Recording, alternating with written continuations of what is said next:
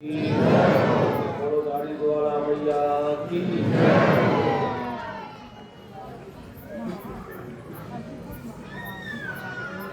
आज गुरु महाराज के आशीर्वाद से शारदीय नवरात्रों का 9 दिन का वो आयोजन रखा। इस पावन पर्व पे यज्ञ का आयोजन रखा गया है।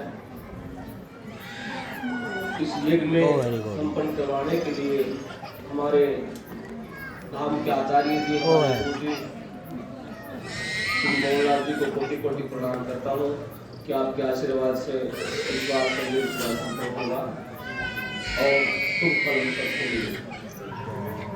धाम के शास्त्री जी महावीर प्रसाद जी श्रीकांत जी, धाम में विराजे सभी मातेश्वरी के भगत, आप सबको कोटि कोटि प्रणाम करता हूँ कि आपके सहयोग से, आपके आशीर्वाद से ये 9 दिन का जो यज्ञ का आयोजन जो आप उनके द्वारा समापन कर रहे हैं, आपके सहयोग से और आपके सबकी साधना के द्वारा ये संपन्न हो, ताकि हम सबको सुख और शांति की प्राप्ति हो।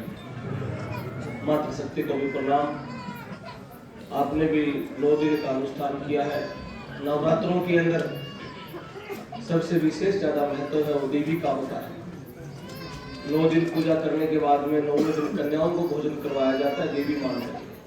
तो मातृ शक्ति को भी कहना चाहूंगा कि आप भी बड़े सुंदर भाव से इतना समय ये चले, आधा घंटा, 1 घंटा, सवा घंटा जैसा भी टाइम लगे, बिल्कुल शांति से बैठ करके सहयोग दें, सहयोग करें, ताकि ये संपन्न हो और इसका फल हम सबको मिले। तो वैसे तो शास्त्री जी ने आपको काफी अपने अनुभव की बातें बताई, बहुत सी बातें आपको शास्त्रों से लेकर के आपके व्यक्तिगत जीवन तक इन्होंने प्रकाश डाला। और मैं तो आपको इतना ही कहना चाहूंगा, ये जो कोरोना जैसी महामारी जो फैली है, ये कोई नई महामारी नहीं। समय के अनुसार इसी प्रकृति से मानव को जोड़ने के लिए भगवान सद्बुद्धि और ज्ञान देते रहते हैं, लेकिन मानव की कुछ कमी के कारण मानव परेशान होता है। इसमें भगवान का दोष नहीं होता, मानव की कमी से ही मानव परेशान होता है। और जब मानव परेशान होकर के उसी नारायण को याद करता है तो वो किसी न किसी रूप में आकर के अपने भक्तों का कष्ट हर लेता है। हर बहुत सी समय ऐसी बीमारियां आ रही, आपको मालूम हो जब आप नया वर्ष मना करके आ रहे हैं, आपने 2019 31 दिसंबर को नया वर्ष मना करके जब आगे मेला आया, वो मेला आया उसी समय में आप लोग मुझे भी नई साल की शुभकामना देने के लिए आए। तो मैंने आपको एक ही बात कही थी कि मैं नया वर्ष है वो ये नहीं मानता, होली के बाद में चैत की जो प्रतिपदा उसमें जो नया वर्ष मनाया जाता है वही मानता हूँ। लेकिन आप लोग जो ये नया वर्ष जनवरी वाला मान रहे हो, ये अपने हिंदुस्तान की संस्कृति नहीं है, ये दक्षिणी सभ्यता है। लेकिन फिर भी आप ये कह रहे हो कि ये नया वर्ष को आपको बधाई, लेकिन इस नया वर्ष का संकेत है कि ये 2020 बहुत आम व्यक्ति के लिए घातक आएगा, जो आप लोग देख रहे हैं, आप लोग हो ही रहे हैं।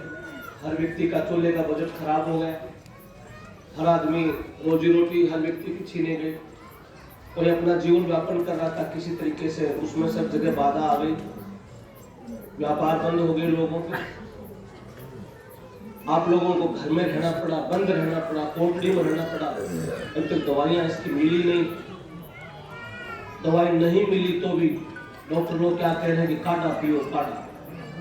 ये काढ़ा की जो बात आती है ना, तो ये काढ़ा आज से नहीं, हमारे संतों ने लाखों वर्ष पहले ही तुलसी को भगवान मान करके उसकी पूजा करने लगे।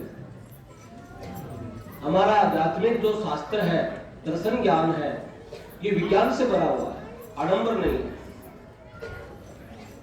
क्योंकि प्रकृति से जुड़ा हुआ है। प्रकृति से जुड़ा हुआ इसलिए गाय को भी मां का दर्जा दिया है।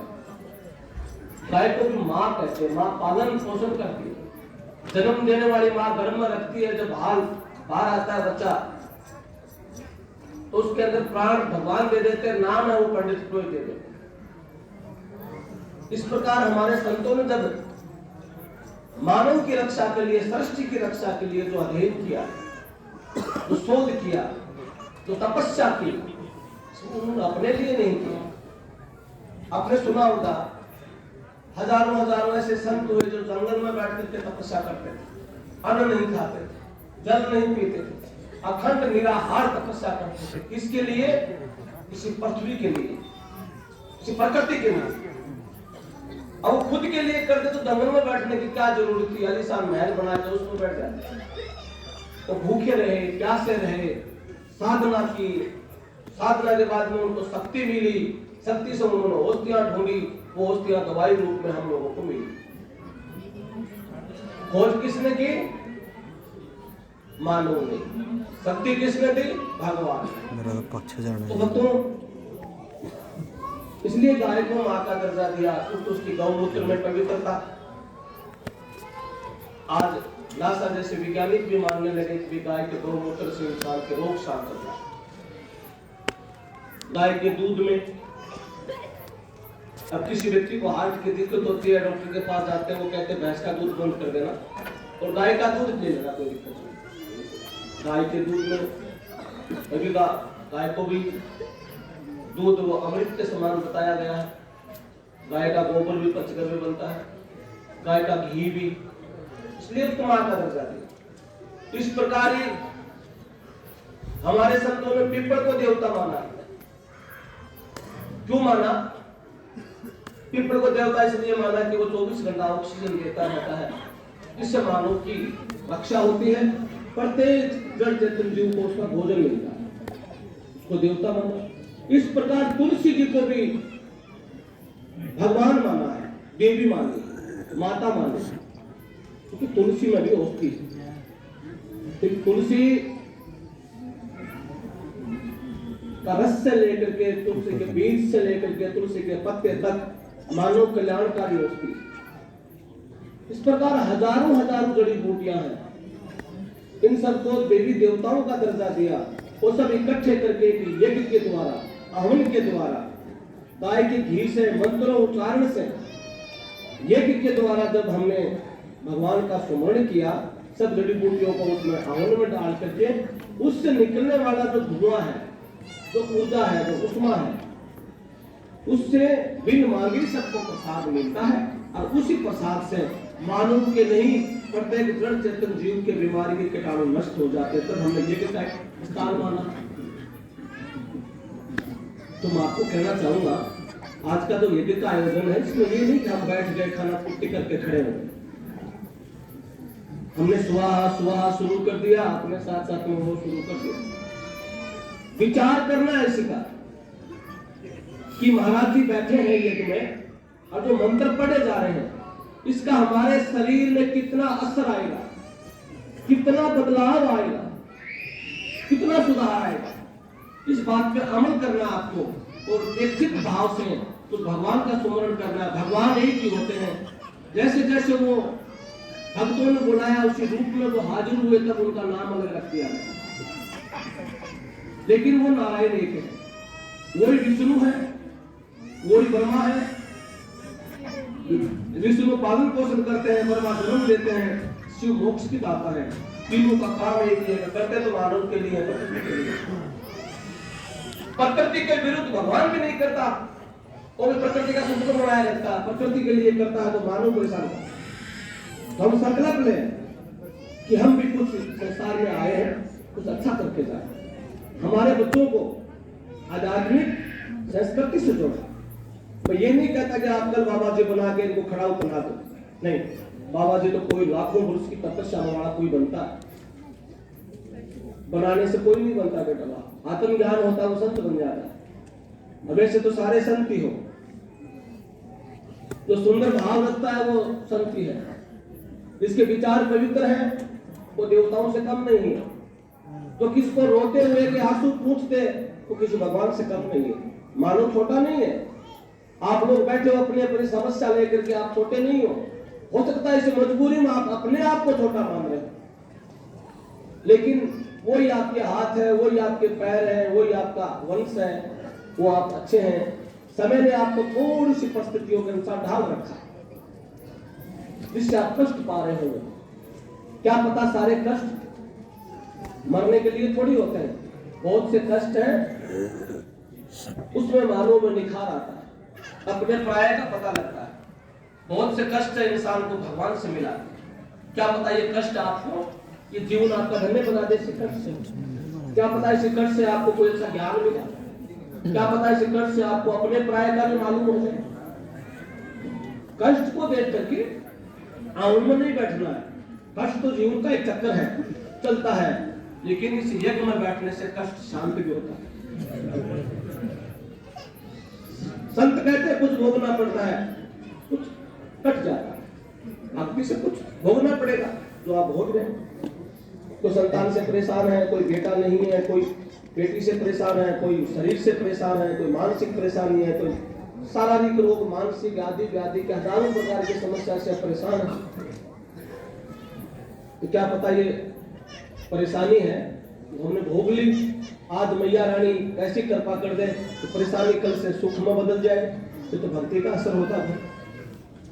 तो मैं जो चर्चा कर रहा था कि आपको आध्यात्मिक भाव से जुड़ना है और बिल्कुल शुद्ध भाव से बैठना है, और जो भी स्वाहा गुरुजी महाराज बोले तो आपको मन मन में बोलना है और बिल्कुल एकदम ध्यान लगा करके बैठना है। इधर उधर की आवाज के प्रति ध्यान देना नहीं। पहली बात तो यहाँ आवाज आती नहीं, बिल्कुल शांत से हर बार ये होता है। अब तो आप लॉकडाउन के छूटे हुए आए हो एकदम से, तो चलो महाराज से मिलेंगे। अब दूसरी बात मंदिर है ना, ये गवर्नमेंट ने तो खोल रखे, लेकिन मंदिर कमेटियों ने मंदिर सब बंद कर रखे। सालासर जी भी बंद है, ठाकुर श्याम जी भी बंद है, गुगामेड़ी बंद है, करनी माता देशमुख बंद है, और विश्व में एक मंदिर राजस्थान में ब्रह्मा जी का वो भी बंद है। गवर्नमेंट ने खोल दिया लेकिन कमेटियों ने बंद कर रखा। अमरपुरा में मंदिर हमारी कमेटी ने बंद कर रखा। बंद इसलिए कर रखा है महाराज जी बीमारी फैल रही है, तो बीमारी फैल रही है तो मंदिर बंद है। तो फिर कमेटी का निर्णय हुआ कि सब लोग यहाँ के भारत सरकार के जो नियम है उसी नियम के अनुसार चलेंगे तो मंदिर में कोई दिक्कत नहीं। तो नियम आप सबको मालूम है कि 2 गज की दूरी पर बैठे, तो गज तो आप बैठे ही हो, कितनी कितनी दूरी पर बैठे। रही बात मुंह के मास्क लगाए। अच्छा एक और बताऊंगा आपको, मास्क आज नई प्रथा नहीं। जैन समाज में आपने संतों को देखा होगा, जैन समाज के अंदर प्रत्येक संत के मुंह के आगे होता है ना, मुंह के पट्टी लगाते, वो क्या है, यही तो है ना। फिर जैन समाज में तो वो बिल्कुल अहिंसा परमो, किसी जीव जंतु को सूर्यास्त के बाद में भोजन नहीं खाते। बड़ी तपस्या है, बहुत कठिन, बहुत गहरी तपस्या उनके पास। हम तो उससे कुछ भी नहीं कर पाते, लेकिन वो लोग इतना नियम निभाते। उनसे बात भी करनी पड़े तो भगत को अपने मुंह के यूं हाथ लगाना पड़े, तब बात करनी पड़े। और आप कोई छोटा सा मास्क लगाए नहीं शर्माते, ये तो ठीक है, एक दूसरे में बदबू भी ना आए, तो हर आदमी में कीटाणु होते हैं उनमें, तो ये मास्क तो आप लगाते हो, कहीं कोई पाप नहीं, ये तो अच्छी बात है। क्योंकि आज हर व्यक्ति वैसे कोई रोग से भरा पड़ा, और रोग से नहीं तो कोई दारू पिया हुआ पड़ा होगा तो बदबू तो कम आएगी ना उसके मुंह में। तो चलो मैं ये चर्चा कर रहा था अपने को किसी ध्यान और साधना, तो आपको बिल्कुल शांति से बैठना है और विचार करना है, मन मन में भाव प्रकट करने, भगवान के प्रति, प्रभु के प्रति प्रेम प्रकट करना। भक्ति प्रेम से जुड़ी हुई है, माला से जुड़ी हुई नहीं। आज तक जिस भगत को भगवान ने दर्शन दिया वो केवल भगत की प्रेमता के कारण दिया। चाहे मीरा हो, चाहे सूरदास हो, चाहे धनु भगत हो, चाहे कर्मा हो, चाहे नरसी हो, कोई भी हो, उनका भाव जुड़ गया, और भाव जुड़ने से भगवान की प्राप्ति होती है। भगवान को आप आडंबर में जोड़ोगे वो नहीं मिलेंगे, प्रत्यक्ष में अपने साथ जोड़ोगे निश्चित मिलेंगे। आडंबर में भगवान नहीं है। आपने उपवास कर लिया, व्रत कर लिया, 9 दिन भूखे मरे हो, और आपके अंदर भाव अगर आपके पवित्र नहीं है, किसी के प्रति राग है, द्वेष है, पाप है, पाखंड है, आत्मा में किसके प्रति ईर्ष्या है, तो भूखा मरना पाप है। क्यों मरे? उपवास का अर्थ है बिल्कुल संत जैसे भाव पैदा करना। साधु बनने की जरूरत ही नहीं। साधु बनोगे, कपड़े बदलने पड़ेंगे, कपड़े पहनोगे, दाढ़ी रखनी पड़ेगी, भगवा चौड़ा सिमाना पड़ेगा, तुम भी लेनी पड़ेगी, जटा बदलनी पड़ेगी।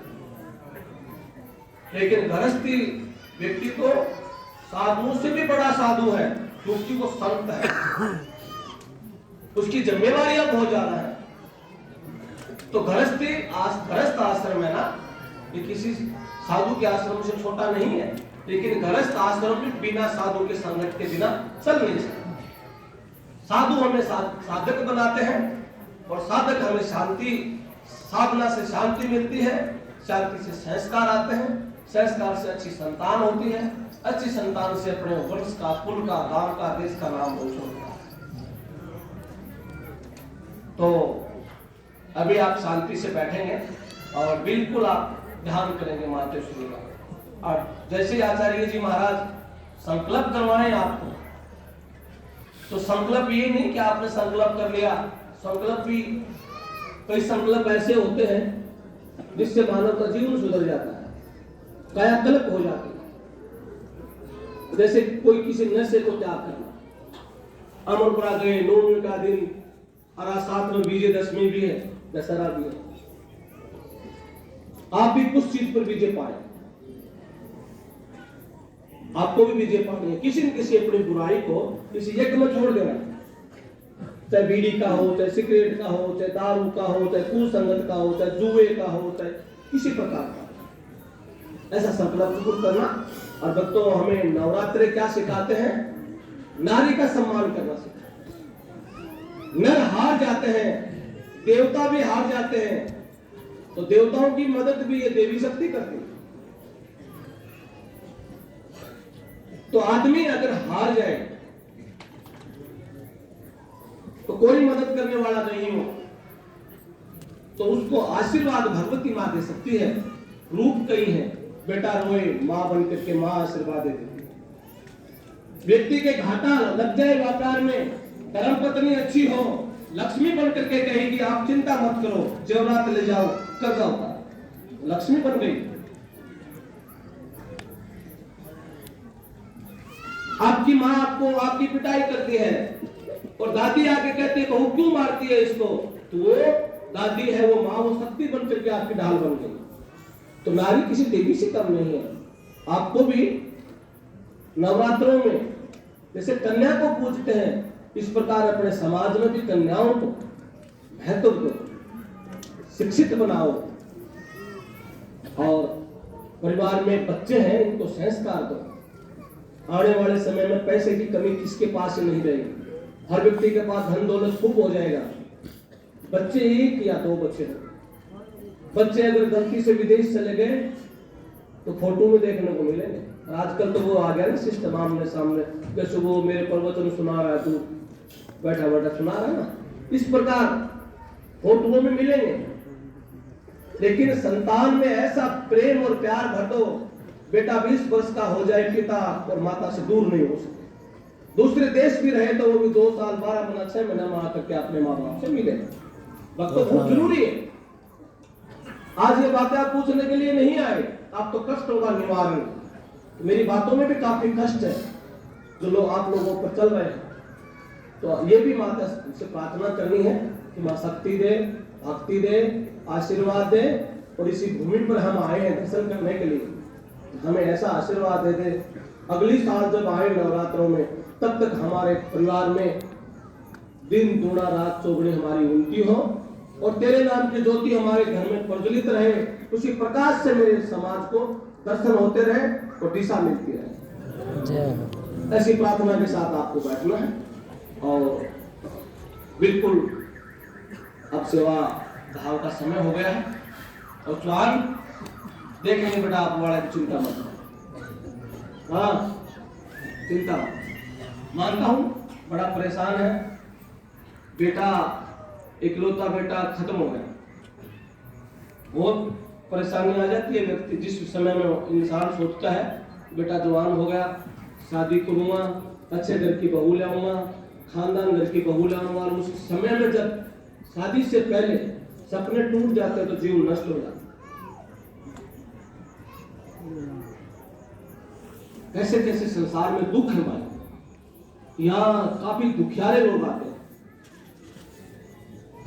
और यहाँ पर तो माँ बुलाती है जिस श्रद्धालु को, वो खाली नहीं भेजती, श्रद्धा से आता है वो माँ से कुछ न कुछ लेके जाता है। या झाड़ा झूड़ा तो कोई लगाते नहीं, तांत्रिक क्रिया कोई यहाँ है नहीं, सात्विक भाव। आपकी जैसी श्रद्धा वैसे आप सेवा करो, आपके जैसे सुंदर विचार है वैसे आप फल ले जाओ। तुलसीदास जी वाली बात है, भावना नर की हो जैसी प्रभु मूर्त दिखी वैसी। जैसी आपकी भावना है उसके अनुसार आपको निश्चित मिलेगा, जरूर देगी माता। और इतने दूर से किराया लगा के आए तो भावना मेरे हिसाब से लोगों की अच्छी होती है, बाकी अगले के भाव। तो माता रानी आप सबके कष्टों का निवारण करे और हमारा जो ये कब होगा भगवती के नाम का ये संपन्न होगा। आप लोगों को भी कह रहा हूं, तुम ठीक है ना, वो सोचो महाराज जी इधर मुंह कर रखा है। आप जहां बैठे हो तो किसी संत ने कहा कि प्रभु चारों तरफ तू ही है, जहां देखो वहां तू ही तू। वो भगवान सब जगह है, जहां देखते हो वहीं है वो। तो भगवती माँ आपके कष्टों का निवारण करे और ये घर विधि विधान से संपन्न है। बोलो जगदम्बा भवानी की जय हो। ठीक है ना। सत्य सनातन धर्म की जय हो। जय ऐसी बोलो कि यमराज को पता लगे। गुरु जी कहते हैं यूं कभी भगवान के भगत कोरोना से डरे नहीं, अभी भी टक्कर लेने के लिए तैयार है। बोलो विष्णु भगवान की जय। बहुत बहुत धन्यवाद। जय माता।